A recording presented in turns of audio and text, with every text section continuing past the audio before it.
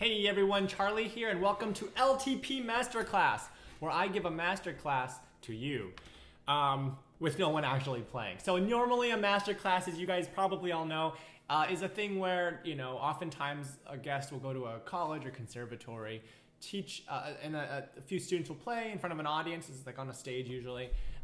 They'll play something, and then you'll give a piano lesson to them on the stage, talking to them and the audience.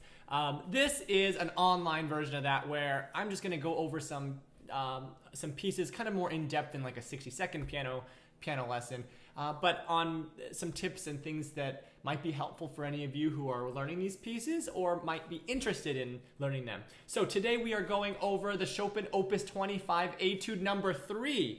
I'm using the Cortot edition, so if you're following along at home, you can do that. I'll link this in the description below. If not, that's fine. There's many other great editions. I just happened to get this one when I was like 12 or 10 or something, so that's why I'm just using this one because I have it. Today we're going to go over Opus 25 number 3. Opus 25 has 12 etudes. Opus 10 has 12. Those are the two main ones. Opus 25 is better, I think, but I'm biased. I like Opus 25 better. So before we start, you know what to do. Be sure to subscribe, like, favorite, comment below. Let me know what you think. Are you practicing this? Are you thinking of playing it? Yeah, just all for the algorithm and all that stuff. And remember, this is just my opinion. And one of the beautiful things about music is that there's a bajillion ways of playing it, and not all of them are right, and not all of them are wrong. So try out some of these ideas if you want. Take some, leave some. It's up to you.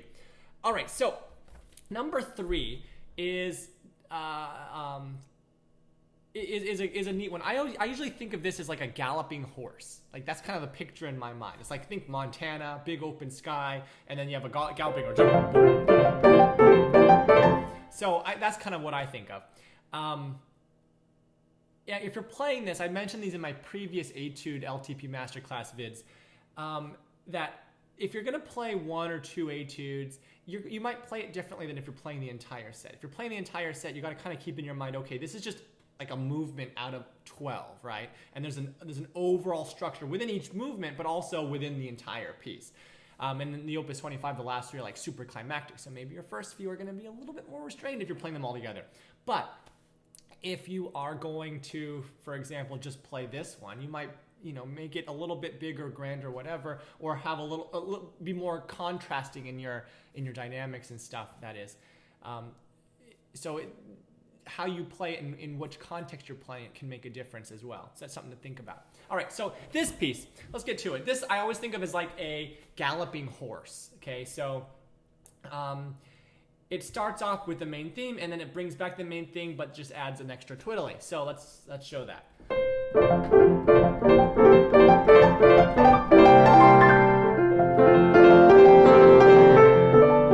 That's the first iteration, and then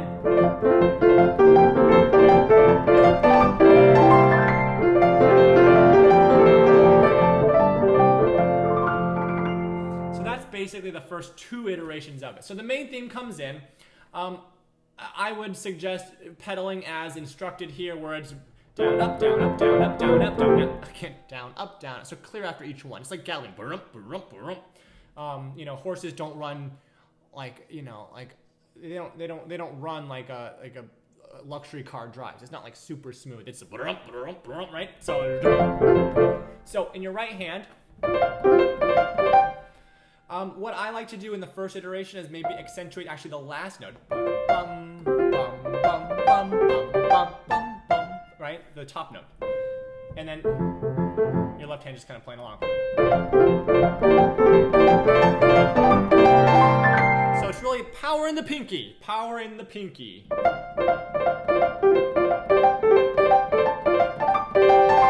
And in this piece, as in all pieces by any composer, stay loose. Loosey-goosey. Don't get tight anywhere. And if you do, stop and try to figure out how to not get tight. Because if you power through tightness, it can cause like permanent physical damage, and you do not want that. Likewise with tenseness, likewise with pain, right? So if you are tense, tight, pain, if you're tense, tight, and or feel pain anywhere, stop, figure out how to not be tense, tight, and or feel pain. and do not just power through like tenseness, tightness, and or pain, because it can really cause like serious permanent damage, and you do not want that. You want to always stay loose. So yeah, so the power in the pinky. Now you also want to still maintain when you're disconnecting in between. It's easy to let it run away from you. You don't want that, right? You don't want to go. You can't let it run away from you. This is a horse that you're riding. It's not a galloping runaway bronco. Okay, so think if you get the main beats down, it's probably going to be okay. Even if you rush a little bit in the if you don't rush into the next beat, it should be okay. Better even if you can just keep it. If you can keep it exact all the way through, even better. But if it's kind of rushy in the middle,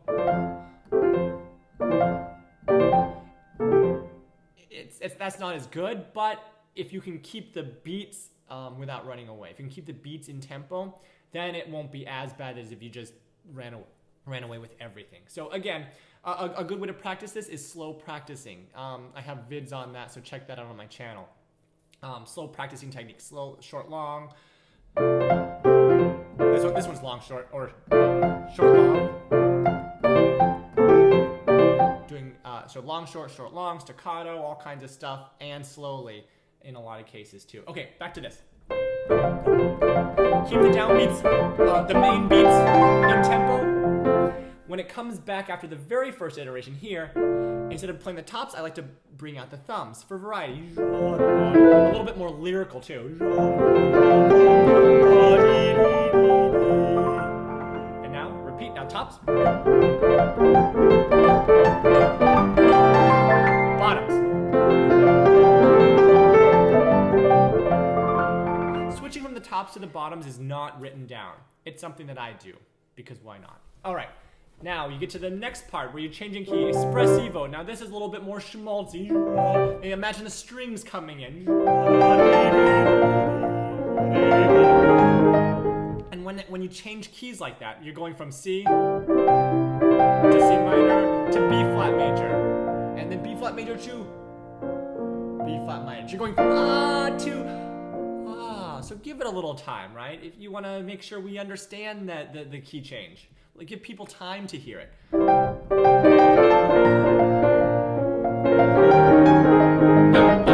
Forte, echo.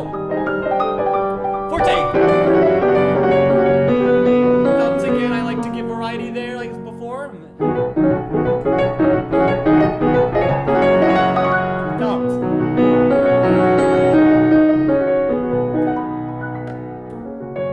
Again, that's not written. In fact, it's written to play the accents on the top all the way through. I don't always listen. All right. More key changes. Piano. I like taking time on these big key changes. So, for example, let me play that again. So we're playing. No, where am I playing? Actually, I don't know where I'm playing. I'm playing a little before. I don't know where I'm playing. I gotta start somewhere else. Let's start up here. A tempo section. I don't know what measure it is, but a tempo. B.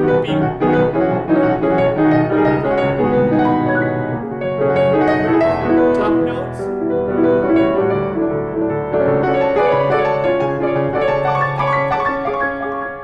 Time.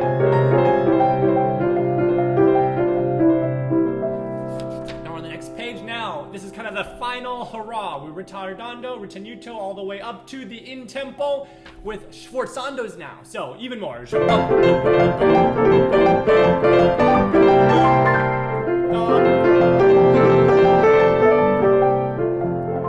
we're doing the ending part. Echo. So in this part, I like bringing out a little bit of the bottom pinky here, to really emphasize. Whatever the notes are, to emphasize those key changes. We have all these harmonic changes, and it's hard to hear if it's fast, and it's hard to hear it if they're not really clearly brought out. And so the bottom pinky kind of helps bring them out, right? But of course, they're big jumps, so aim carefully.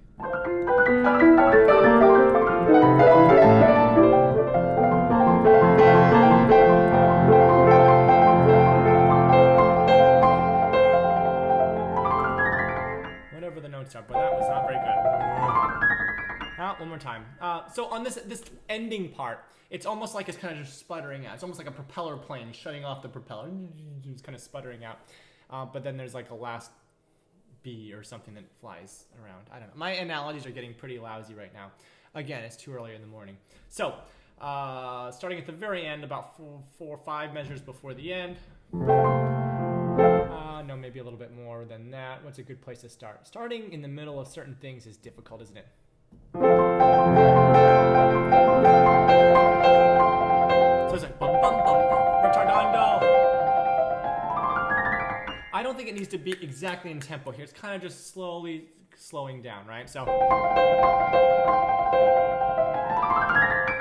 and really, all those notes, whatever the notes I can't play slowly, to the top. Now, it's written, or something like that, right? I like doing the MBC little ditty, because why not? As opposed to, I mean, I guess you could make up another ditty. You could go or